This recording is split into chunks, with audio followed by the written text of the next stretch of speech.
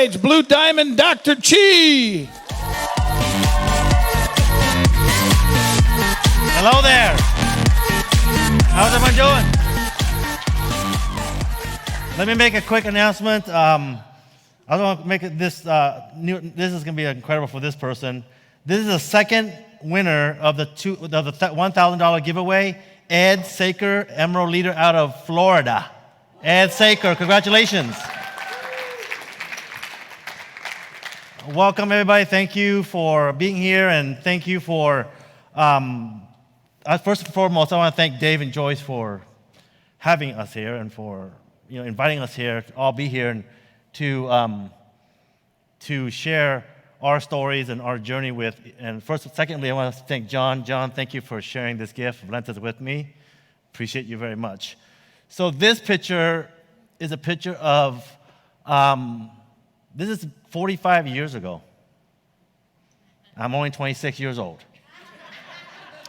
This is 45 years ago when this little boy left his war-torn country, and this boy can still remember the sound of gunfire in the background as we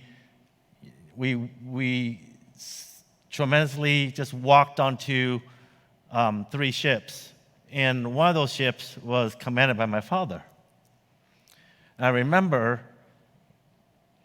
being the eldest individual out of the family that to help my parents keep an eye on my brother, my sister.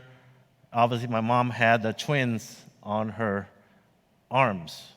And I remember going to the ship, and I remember that it was so crowded. If you remember seeing those pictures, you know what happens. And I never tell this story before.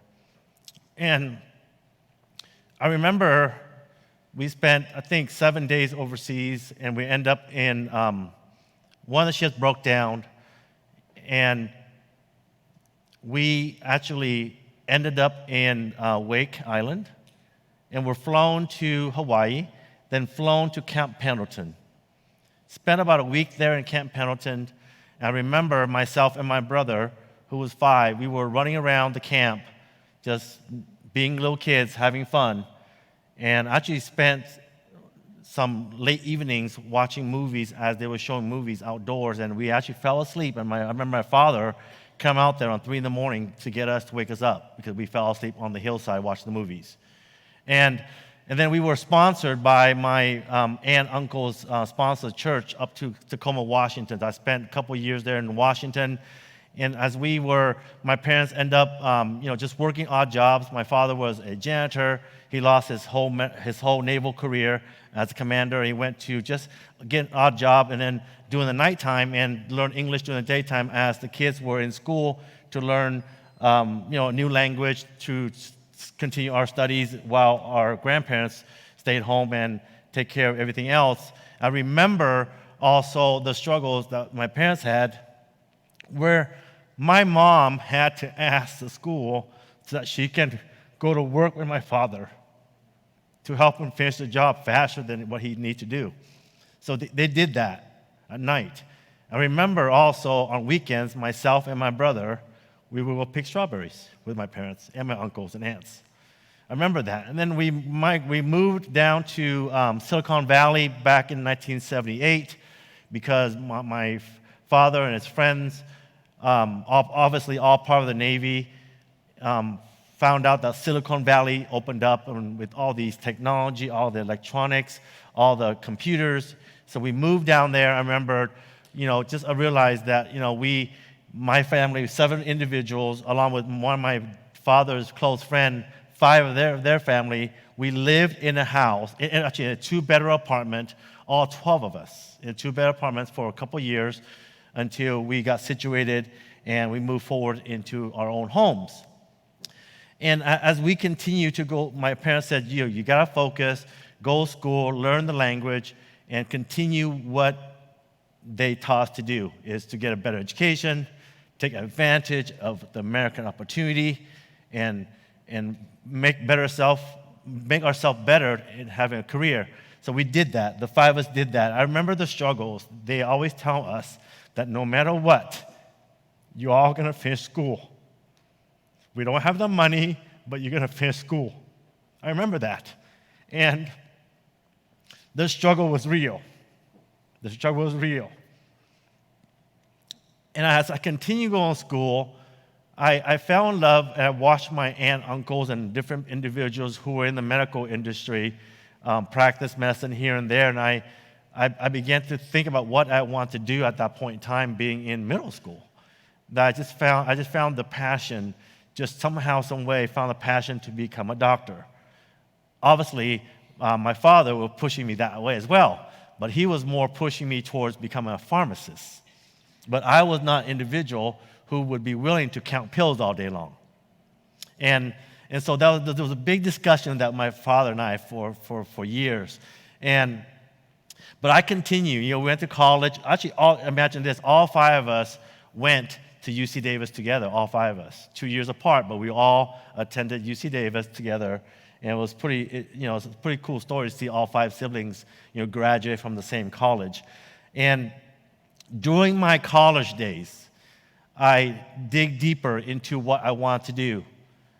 First, I didn't want to become a family practitioner or general practitioner because I wanted hands-on. I wanted to do surgeries. I want to cut. I wanted to save people's lives.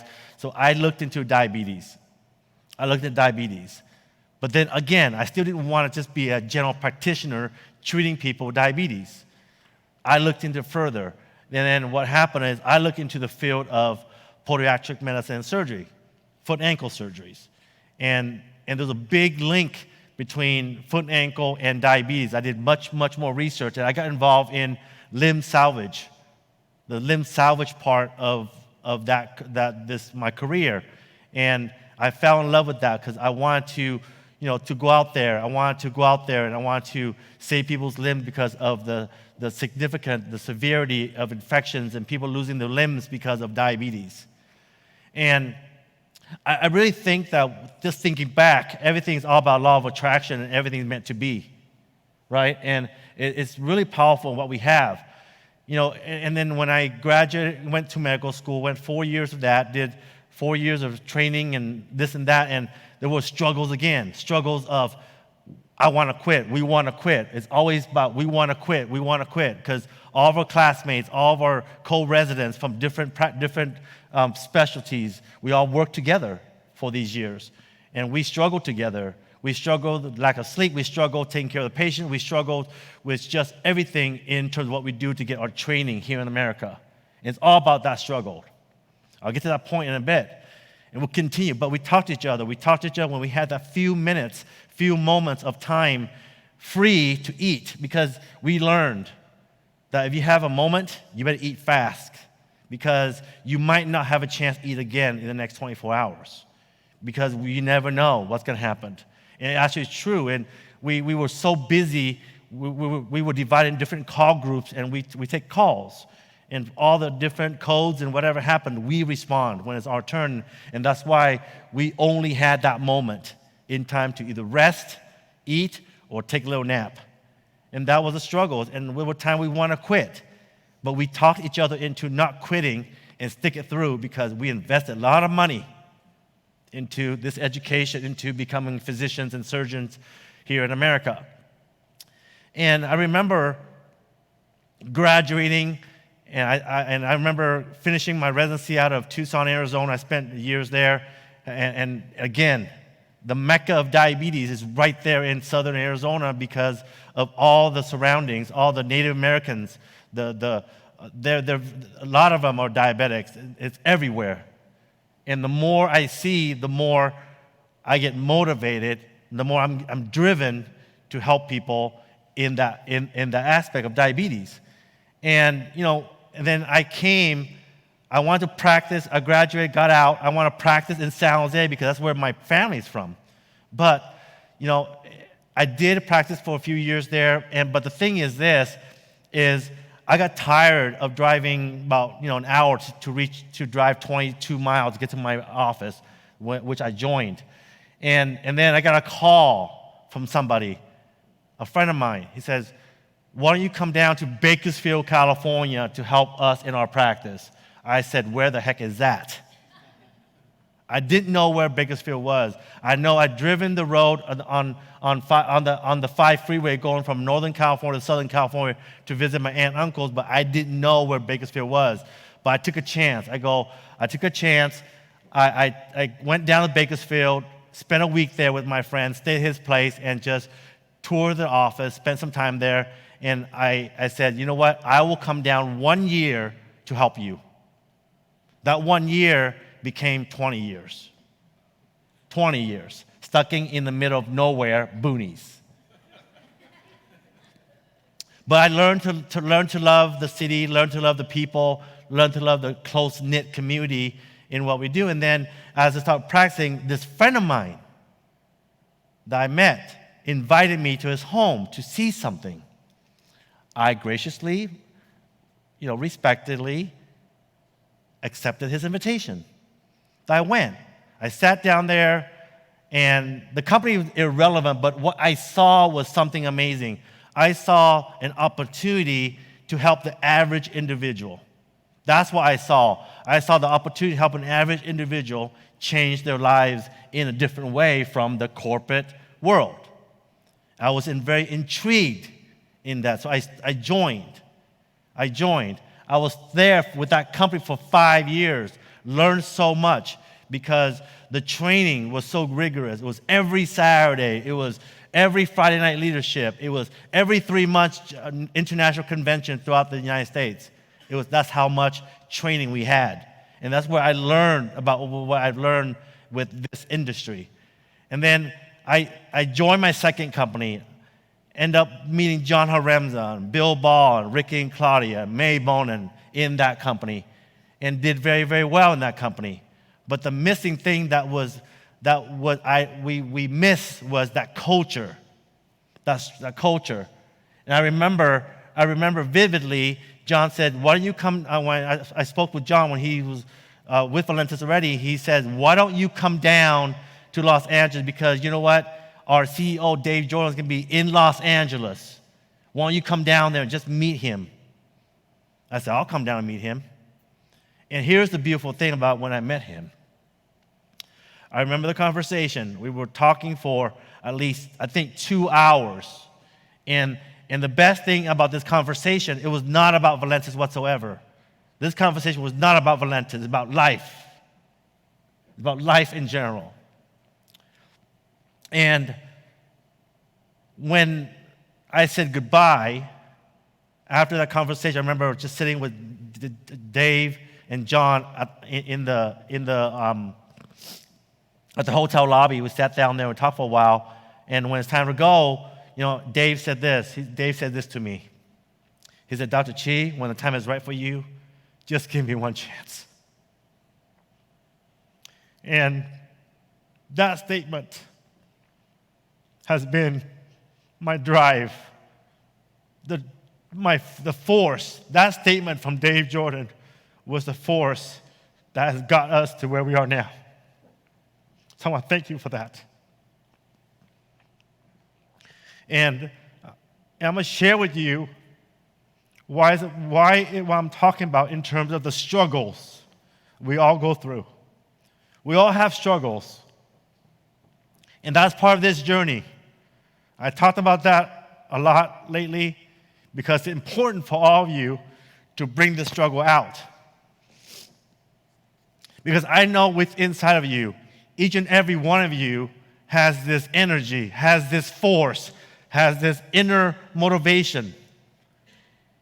You don't need anything else except for your own inner motivation, your own energy, your own chi, if you want to call it. That energy, that force is all that you need to drive you to build this business, to share this business, to help other people. And I really mean what I say in regards to that, because in this 18 years being with this industry and also being in the medical industry and just in life, nothing was more motivating to me than my own self-motivation, my own drive to go out there and get things done. I remember even in high school, even in college, even when I had these conversations with my father, they were not nice conversations because he wanted me to become that pharmacist. And I did not want to become that pharmacist. But it was my own heart, my own passion, my own drive that I continued to not listen to what he wanted me to do, but I listened to what I wanted to do. And my message to you is this. We have one of the most amazing companies that I have seen. We have incredible people who all work together in so many amazing ways, not just here in the States, throughout the world, in Asia, in Europe, everywhere. And that's what really is an amazing feature that we have here in our company. I really mean what I say about that. It all comes from those two individuals right there.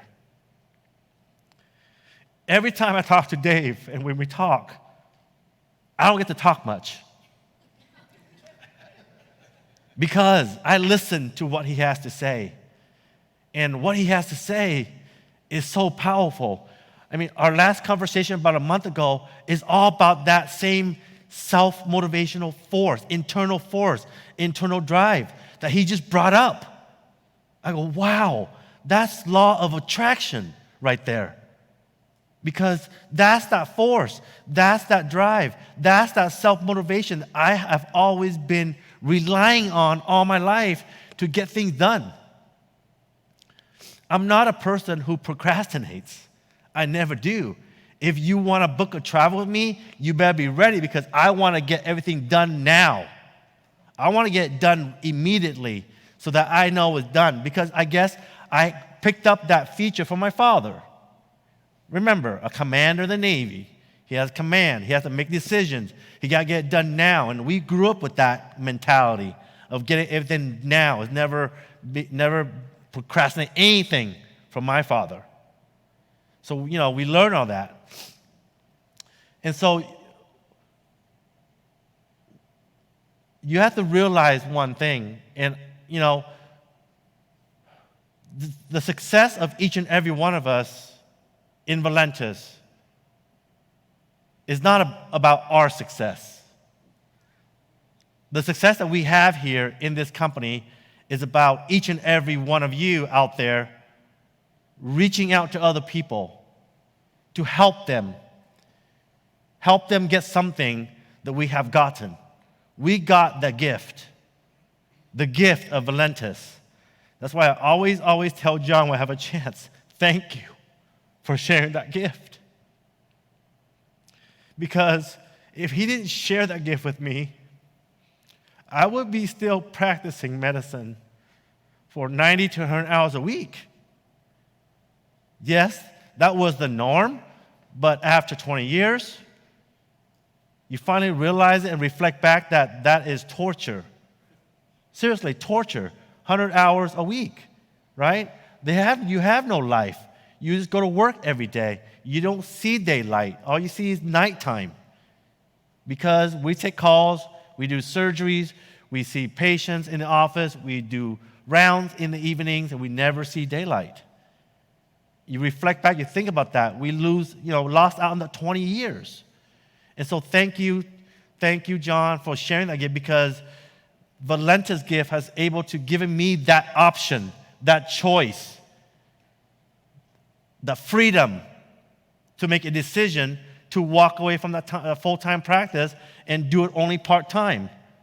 Like what Raphael just said, I do Valentis full-time and I practice medicine part-time because I want to practice medicine part-time to continue to help people, but my heart is all in with Valentis. Like what Patty said, I'm staying right here. I'm not going anywhere because I know what we have. I know what Dave and Jordan have. They have our backs, and we have their backs. And we're staying right here because we know what's coming. And each and every one of you have to understand and have to envision where you're going to be in the next 6 months, 12 months, 24 months, 36 months, 48 months, and 60 months. Because what's coming out, what's announced, what's going to be announced today is going to significantly change where we are going. And I'm telling you right now, where we are going is going to be beyond what you have seen so far. Beyond what you have seen so far.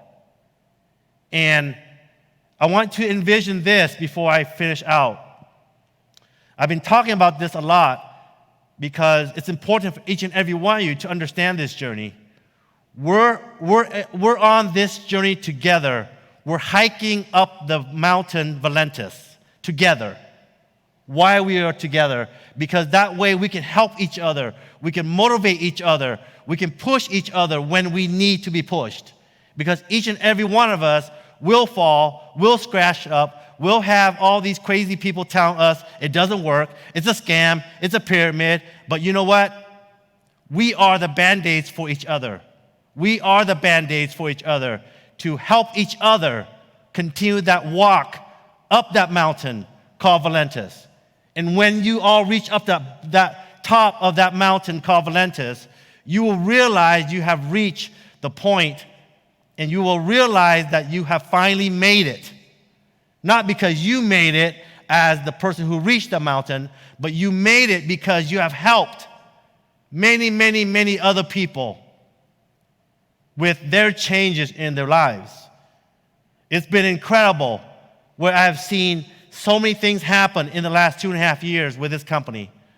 I have seen so many people's lives change in so many amazing ways where they're able to pay off this debt or bought their home for their parents or retire their siblings or retire their parents or retire themselves or retire their spouses.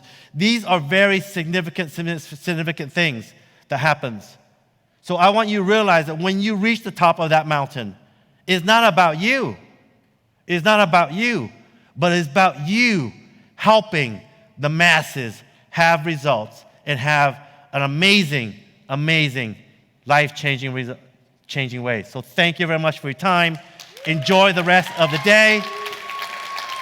And we're going to see all of you at the top.